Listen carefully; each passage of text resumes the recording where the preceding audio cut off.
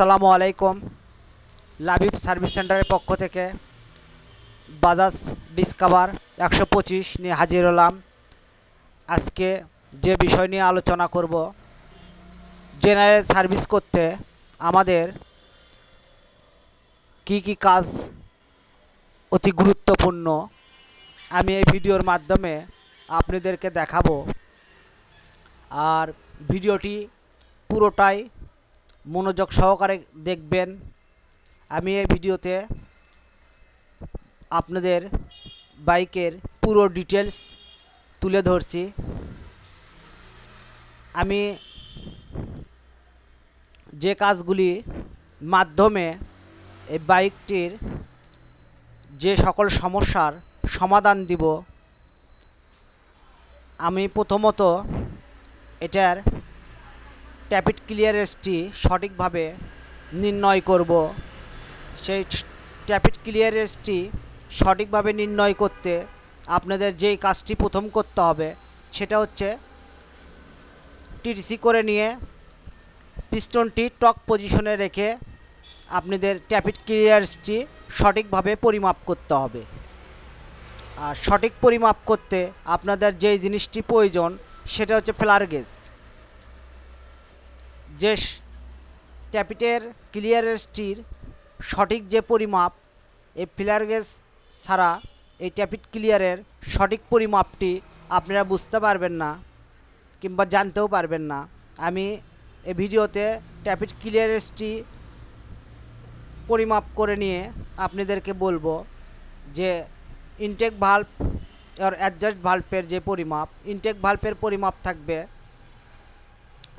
7.080 mm আর adjust ভাল্বের পরিমাপ থাকবে 0.8 mm। এটা হচ্ছে ট্যাপিট ক্লিয়ারেন্সের পরিমাপ। এর ফলে আপনাদের যে জিনিসটি হবে সেটা হচ্ছে তেলের যে আপনারা যে ঝামেলাটি থাকে সেটা হচ্ছে তেল বেশি খাওয়া। এই তেল বেশি খাওয়ার সর্বপ্রথম আপনারা প্লাগটি চেক করে ট্যাপিট ক্লিয়ারেন্সটি সঠিক করে নেবেন। আর আমি যে জিনিসটি এখন বর্তমানে আপনাদেরকে দেখাবো সেটা হচ্ছে এয়ার ফিল্টার। এয়ার ফিল্টারের ইনটেক্টরের যে পন্সটি থাকে এই পন্সটিও আপনারা খেয়াল করবেন, আর এয়ার ফিল্টারটিও খেয়াল করবেন। এয়ার ফিল্টারটি আপনারা প্রতি দুইটি মোবাইলের সাথে এয়ার ফিল্টারটি কেরোসিন কিংবা ডিজেল জাতীয় জিনিস দিয়ে আপনারা ওয়াশ করে নেবেন। আর এটা ইনটেক্টর ফিল্টার, এই ইনটেক্টর ফিল্টারটি অবশ্যই খেয়াল করবেন। এই ইনটেক্টর ফিল্টারটি দেখেন, এই গাড়িটি চলছে 43,332 কিলো। এই 43,332 কিলোর ভিতর যে ইনটেক্টর ইয়ার ফিল্টারটা আছে এই ফিল্টারটি একদম পচে গেছে।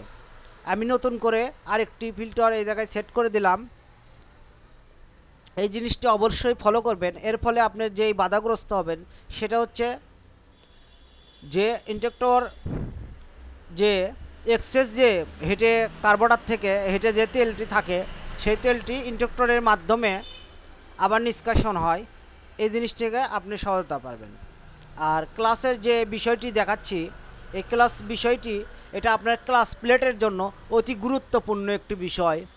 যে সকল ভাইয়েরা ক্লাস করেন গ্রিপারে একটি আঙ্গুল রেখে এই জিনিসটি থেকে আপনারা এই জিনিসটি প্রত্যাহার করবেন। এর ফলে আপনাদের ক্লাস প্লেটের যে লংজিভিটি, এই লংজিভিটিটা আপনার বৃদ্ধি পাবে। আমি স্কেল দিয়ে মেপে দেখাচ্ছি। স্কেল দিয়ে মেপার কারণ এটাই যে আপনারা ক্লাস ফ্রি রেস কতটুকু রাখবেন, 10 থেকে 15-এর ভিতর ক্লাস ফ্রি রেস রাখবেন।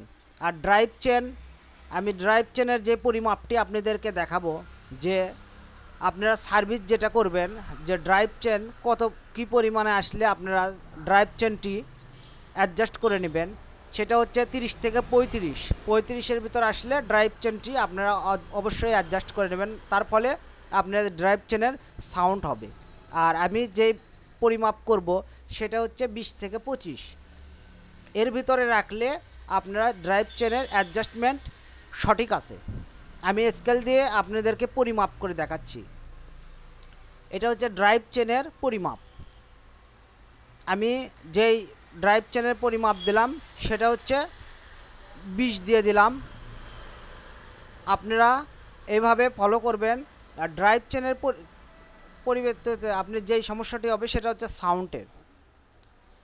আর তেল আপনার বাইকে কি কারণে কম খাবে, শুধু কার্বোরেটর অ্যাডজাস্ট করেই তেল কন্ট্রোলিং করতে পারবেন এটাও না। তেল খাওয়ার যে বিষয়গুলি আমি আপনাদেরকে দেখালাম সেটা হচ্ছে ক্লাস। এই যে আমি এখন আপনাদেরকে দেখাবো হাওয়ার প্রেশার।